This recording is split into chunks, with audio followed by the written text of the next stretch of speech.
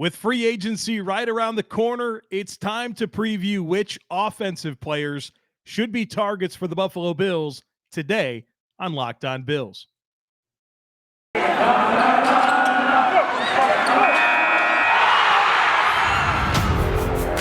You are Locked On Bills, your daily Buffalo Bills podcast. Part of the Locked On Podcast Network, your team every day.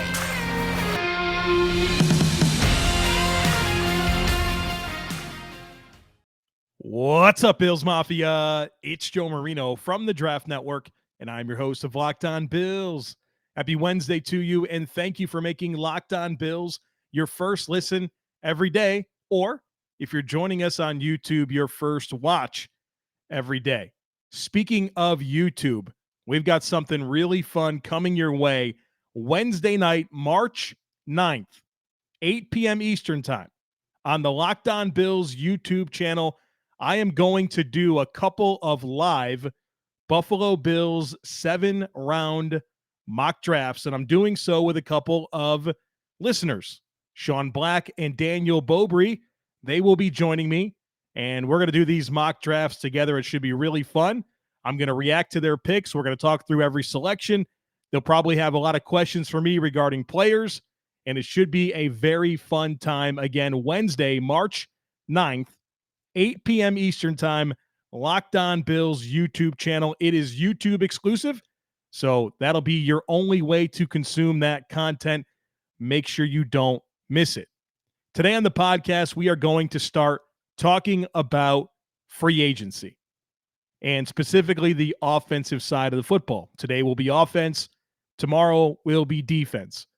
And so I've went through each position on offense: quarterback, running back, wide receiver, tight end, and offensive line. And I've identified 5 free agent targets that I would like to see the Bills pursue at every position, and ideally maybe come away with one of these guys at every position. Now, I know that this is a complicated conversation because the Bills are currently over the salary cap. And Brandon Beane was on WGR 550 on Tuesday and said they're close to $7 million over. And so you can expect a lot of moves to be made between now and the start of free agency for the Bills to not only come cap compliant, but also be able to do some stuff, whether that's re-sign some of their own free agents or go after some other teams' free agents. Now, for the sake of this conversation, I'm not going to include any of the Bills' current expired contracts. That's not fun. These are all new names that I would like for the Bills to consider at each offensive position. And one other housekeeping note, I've identified one splashy guy at every position. And then 4 other guys that are more bargains, if you will, more predictive options, if they don't go after a big fish. And so you'll get a big fish from me and 4 more reasonable targets. And so the money piece of this, that's for Brandon Beane to figure out. I'm going to try to deliver some reasonable options. And part of it is predictive. Part of it is me identifying targets that I would like to see the Bills sign. And then, of course, on Friday, the mock off season is coming where I will go through everything. I will give you the players I would cut, the players I would sign, the players I would draft, and then deliver a 53-man roster projection from there. So that's coming on Friday. For now, this is Brandon Beane's thing to figure out in terms of having the money available to sign any one of the players that I'm about to talk about. So let's start with the quarterback position. We know that the Bills need a backup quarterback. And what's interesting about the Bills right now is they're probably going to add 2 or 3 quarterbacks this offseason, whether that's through the draft or free agency. And the players that we're going to see in preseason backing up Josh Allen and playing most of those games, and obviously the primary backup to Josh Allen, they're not on the roster right now. And so the Bills will be active in the quarterback market, not necessarily for a starter, but for a backup. As I've said multiple times, the Bills roster is too good for them to not have a capable backup quarterback to come in and play if Josh Allen were to miss a few weeks. So let's talk about some of my top targets. And we'll start with the big fish. And I'm not sure that I would really advocate for the Bills signing this player. But if the Bills were to make a big splash at quarterback to really solidify the backup position, I think the guy's Teddy Bridgewater. You know, he's been a starter at times throughout his career and has had some level of success. I don't really have doubts that he can come in and manage football games. I have concerns that he could ever be a preferred starter and really maximize your offensive talent. But as a backup, Teddy Bridgewater is a very high-end backup quarterback. Most recently with the Denver Broncos, previously with the Carolina Panthers, the Saints, obviously a first-round pick of the Minnesota Vikings. So he's the guy, if the Bills really said, hey, we need to make a commitment here to a guy, it's Teddy Bridgewater. But I expect some team that's looking for a bridge quarterback to go after Teddy Bridgewater, whether that's Pittsburgh or maybe it's the Saints, Washington, somebody like that to go after Teddy Bridgewater. Not sure he's a real predictive option, but in terms of me identifying that one guy who's more splashy, Teddy Bridgewater is it at quarterback. My other four players that I'd like to bring to the table, my number one target, Ryan Fitzpatrick, would love the idea for him to come back and be the backup to Josh Allen and close out his career with the Buffalo Bills. I mean, he's 39 years old. He'll turn 40 this season. And I think his last opportunity to really go into a season as a clear-cut NFL starter was last year with Washington. Unfortunately, in week one, he had the hip injury that cost him the entire season. So if he's willing to come back on a bargain deal and willing to be a backup with no chance to be a starter, Ryan Fitzpatrick would be the perfect option. And we know that he loves Buffalo. He's always said that. Anytime he's asked about his favorite place that he's played, and there's been a lot of them, he's always said Buffalo. This man was shirtless in the playoff game, in the stands for the Patriots game, cheering on the Bills. So I don't think it's crazy to think that this is a realistic option. He's my number one choice to come in as a one-year backup to Josh Allen. And, I mean, I'd feel really good if that was what was backing up Josh Allen. Now, the other three options that I have here are Marcus Mariota, Jacoby Brissett, and Tyrod Taylor. Now, Marcus Mariota could be a little bit in that Teddy Bridgewater bucket where somebody might sign him as a reasonable option to compete with their starter. Think about the Carolina Panthers with Sam Darnold. Maybe that's the type of quarterback that can come in and push there. So Mariota might want to go somewhere that he has a reasonable chance to start. But if not, if he can't find that opportunity, I think he'd be a good option for the Bills. Jacoby Brissett, most recently a backup with the Miami Dolphins. Obviously, he spent some time with the Colts. I think he can come in and be an above-average backup quarterback. He has plenty of game experience. And certainly the infrastructure in Buffalo would allow him to play his best football. I know that he struggled with Miami, but I appreciated his toughness behind a bad offensive line. So I'd like him as a backup quarterback. And then probably the lowest on this list is Tyrod Taylor, who we know exactly what Tyrod Taylor is, and I have some level of concern that he's regressed as a player. Some of his most recent games with the Houston Texans were not good at all, but there still is some level of appeal there for me, at least, as a game manager that's going to come in. He's not going to turn over the football, maybe hit a throw down the field, maybe make a play with his legs, and give you a respected guy to come in and play behind Josh Allen. So I know that he's not personality-wise, he seems very different from Josh Allen, but I would feel reasonably comfortable if Tyrod Taylor had to play a couple of games for the Bills in 2022. But I think my number one choice here is Fitz. Then I would go Brissett and Mariota. Then I can get into Tyrod Taylor, and the big swing here is Teddy Bridgewater. And I'm kind of forcing myself into a big swing at every position, although I don't think predictively Bridgewater would really be a candidate. This is the time of year that I've usually given up on all of my New Year's resolutions, but not this year. I'm sticking with my resolution to eat right thanks to Built Bar. It almost feels like it's not really a resolution because I enjoy eating them. And you got to try out the Puffs. If you haven't tried them, you are missing out. Puffs are the first ever protein-infused marshmallow They're fluffy, they're marshmallowy, and they're not just a protein bar. They are a treat, and they're covered in 100% real chocolate because all Built Bars are covered in 100% real chocolate, and they're healthy for you. Most Built Bars contain 130 calories, 4 grams of sugar, 4 net carbs, and 17 grams of protein. And they got a lot of great flavors: mint brownie, raspberry, coconut almond, peanut butter. Yeah, I mean, so many great flavors, and they're coming out with new flavors all the time, and they're always delicious. And at Built Bar, it's always about the taste first. They make it taste great, then they figure out how to make it healthy, and I don't know how they pull it off, but they do every single time. Got a deal for you. Go to Built.com, use promo code LOCKED15, and you'll get 15% off your next order. Again, that's promo code LOCKED15 for 15% off at Built.com.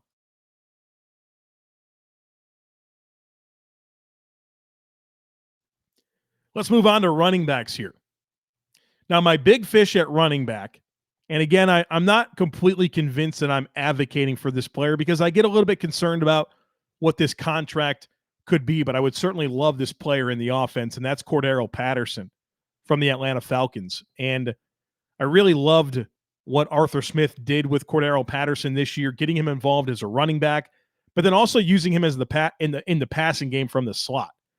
And so in terms of a perimeter threat running the football and a guy that can create after the catch, Patterson's the dream option. You can do a lot with that skill set. Oh, by the way, he's a dynamic kick returner. Now, he doesn't do punt returns. That's not something he's ever done in his NFL career, and I suspect there's a reason why. And so I don't think you sign Cordarrelle Patterson and feel like you have your answer at punt returner, but you do at kick returner. You have a speed threat to the perimeter as a ball carrier out of the backfield, and then, of course, what you can do with him in the passing game, which fits a major need for this Bills offense, who just doesn't have a lot of skill sets that are great at creating yards for themselves after the catch. And so I love so much about Cordarrelle Patterson. I get concerned that this is probably an $8 million a year player. And so for a team that already has to manufacture cap space, I get concerned about that, especially because running back production in the NFL is so easy to find. And so I don't think the Bills, given their situation as a football team, are in a position to commit big dollars to a running back. But if they did, I can get behind Cordarrelle Patterson. Now, these are more of the options that I think are the more bargain players. I'll start with Jerick McKinnon from the Kansas City Chiefs. You guys remember this guy? He was a problem for the Bills in the playoffs, and he became a problem for everyone late in the season as both a receiver and a runner. And McKinnon's got a lot of speed, and he's a good receiver. So I love how he would complement Devin Singletary and give you a speed threat that can catch the football.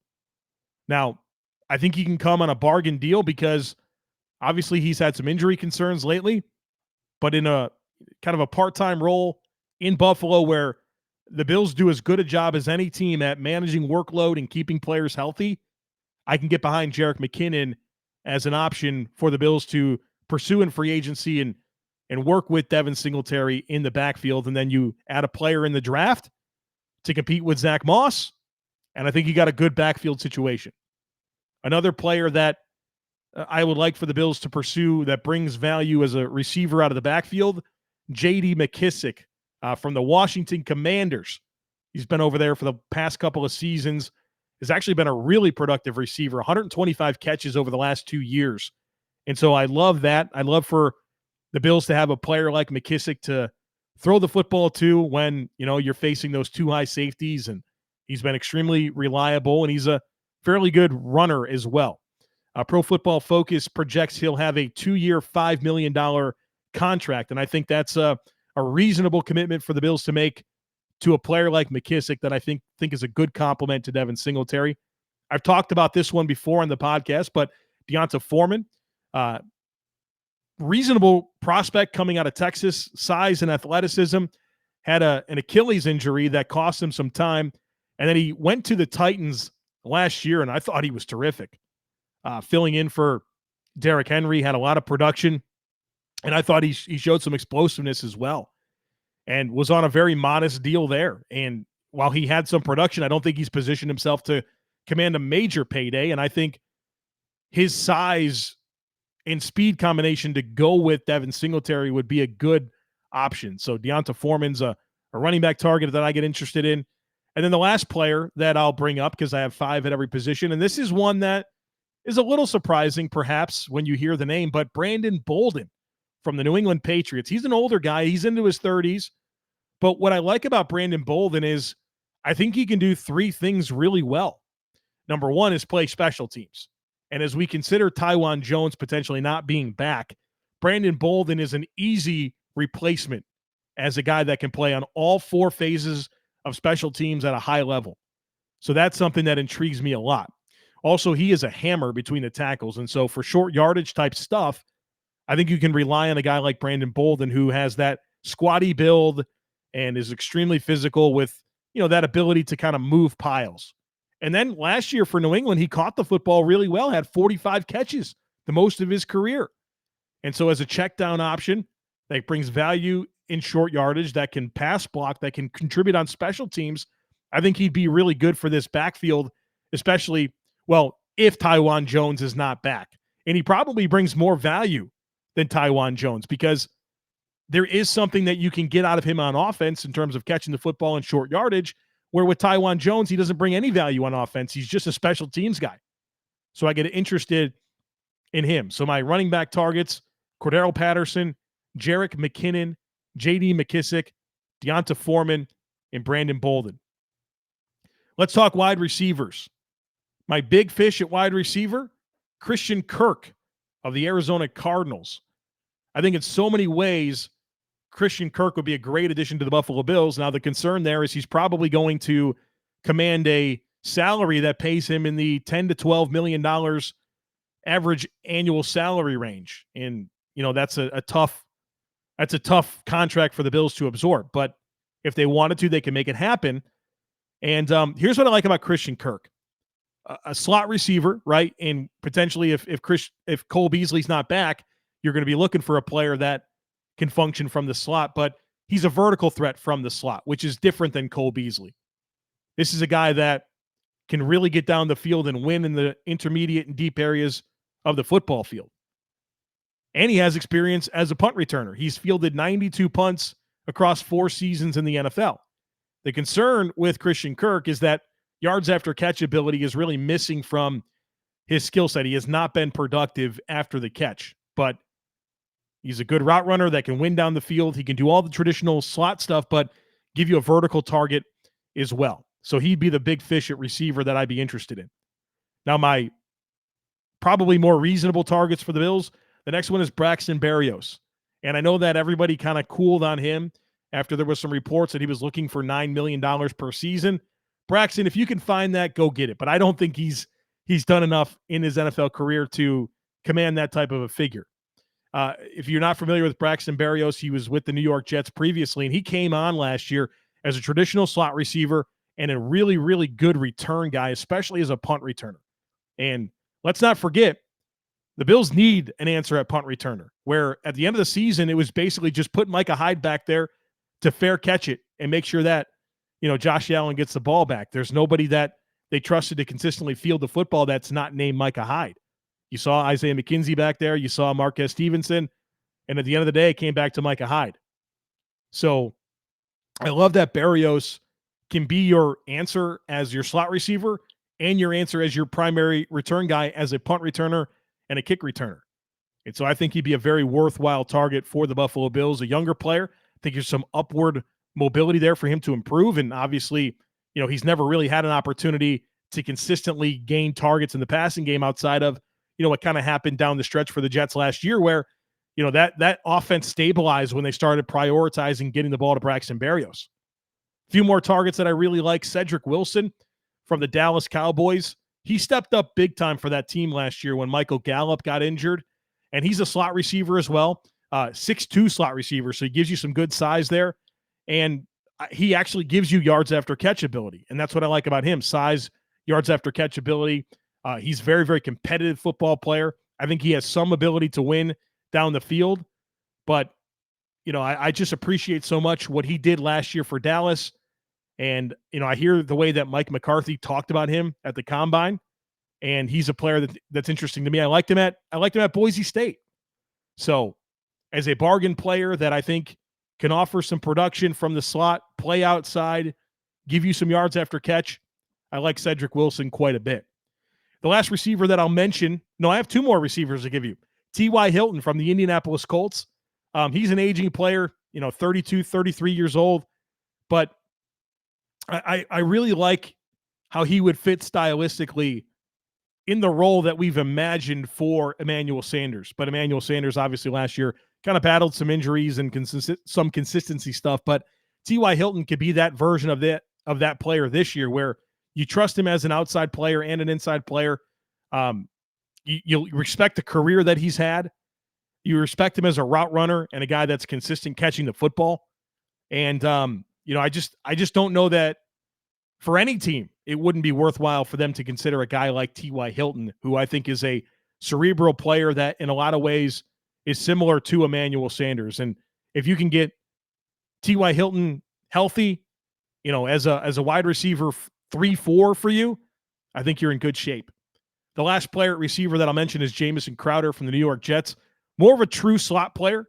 You guys are probably familiar with him, watching him with the Jets. And, I'm familiar with him because he's actually from the county that I grew up in North Carolina, and then went to Duke, and I watched him a ton at Duke. And then he goes to Washington and has a really productive career. Had a decent run with the Jets. Obviously, quarterback play and offensive scheme probably limited him quite a bit, but I think as a traditional true slot receiver that has some ability down the field, good ball skills, some yak ability.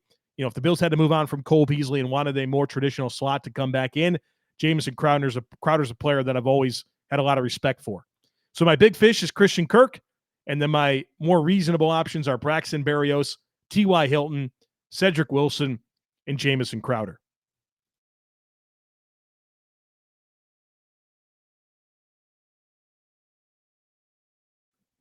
Let's talk about tight ends. The Bills need a tight end too. They weren't even dressing a second tight end last year. It was Dawson Knox and nobody. Tommy Sweeney was a healthy scratch every week last season after that Panthers game. So the Bills need a tight end too. And it's interesting, and I know that a lot of people are putting some stock into this.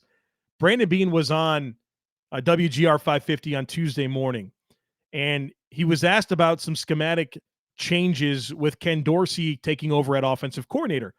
And Brandon Beane started by answering the question like every general manager should answer it. And he said, we believe that you should use what you got and that you craft your scheme around the skill sets that you have. And then he kind of led into his next talking point and said, hey, look, if you got two tight ends, then you do more two tight end stuff. And then he said, if you got two running backs, and went on and talked about playing 4 and 5 receivers. But I've seen a little bit of buzz about how when he started to answer that question, he immediately started talking about multiple tight ends. And so we know that there's a need there, and maybe there's a desire there for the Bills to be a more 12 personnel heavy team.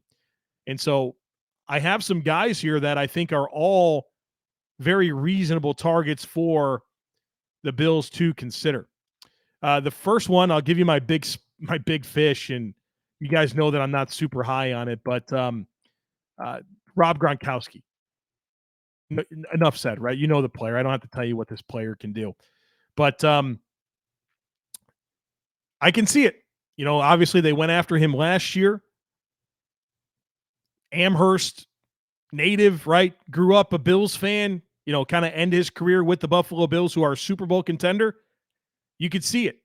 Now, I would want for Trey White to make us all feel comfortable about the situation, obviously. If Trey White's on board, then I really don't have any reason to get in the way of it. I certainly take great exception with that incident, and I've talked passionately about that here on this podcast. But I also recognize how Gronkowski can help the team, and obviously a player with a lot of success in the NFL. So if Trey White signs off on it and makes it abundantly clear that there's no issues, I'm not going to push back. If it were me, I wouldn't go down this road. But as I said at the beginning of this podcast, part of what I'm doing here is predictive, and I can definitely see this. Now, if you made me predict right now what happens with Gronk, I would tell you that I think he retires, especially if Tom Brady's actually done playing football.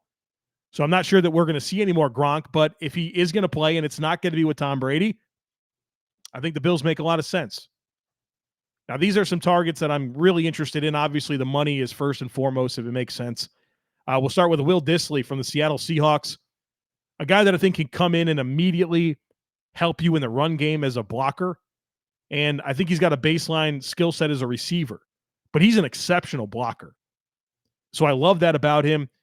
And I just feel like he's a perfect tight end too. Now, I get nervous about what he's going to cost based on that Ian Thomas contract that I've talked about a few times here on the podcast. But if the money makes sense, Will Dissly as a blocker and receiver is pretty much everything I'm looking for in a tight end too. Max Williams from the Arizona Cardinals. He's a player that I think is a lot like Will Dissly, where you're immediately going to get a plus blocker and a baseline receiver. In fact, I'd say Williams might have a little bit more receiving upside than Will Dissly. Now, both players have had a couple of injuries to be mindful of, but if the Bills wanted to really make sure they had good depth at tight end, I think Max Williams makes a lot of sense. O.J. Howard, have to bring up the name. Former first-round pick of the Tampa Bay Buccaneers, a really good player out of Alabama, has had some injuries in his career, and obviously he's underachieved as well. There's no question about it. That's why I think he can be available, and I'd love for him to go to Buffalo because this guy has all the ability in the world. O.J. Howard has the ability to be the best tight end in the NFL. He has exceptional physical gifts. Now, it hasn't happened for him yet, and you get concerned because it's not like he wasn't in a good situation in Tampa with, some good coaching there, good quarterback play out of Tom Brady. Injury certainly impacted it. And obviously that depth chart, right? They had Cam Brate and they had Rob Gronkowski. So it wasn't necessarily a spot for him to really just take control of that spot because they had so many other good options. I certainly feel like O.J. Howard's best football is ahead of him, and I'd like to see what he can do and how he can evolve with Buffalo. So I mean, you know me, I love physical traits. I love players with upward trajectory and a ceiling to develop into. And I can't help but think about the player I watched at Alabama and some of the flashes we've seen in the NFL and not get excited about O.J. Howard. The next player that I'll mention, and this is another player that might be pretty expensive, but that's AlieCox from the Indianapolis Colts. Again, a player that I think checks the box in terms of blocking ability. And he's a pretty good receiver, mostly in terms of how he can settle into space and provide a reliable target with some yards after catch ability. Not a guy that's going to really separate from man coverage and run away from guys, but in zone coverage as a zone buster, you like what he offers to the table, but he might be a $7-8 million a year player. So Gronkowski's the big fish. The value play could be Dissly or Howard. And then if the Bills really wanted to go in on a player that's probably not going to be on the bargain side of things, but wanted to get that very strong backup tight end, Max Williams and Mo AlieCox fit the bill. I also would be remiss if I didn't mention Kyle Rudolph, who I think in a lot of ways embodies so many things that the Bills value in football players from a leadership perspective and an accountability perspective. He was recently cut by the New York Giants. I think he's certainly worth a mention here and really profiles well as a backup tight end.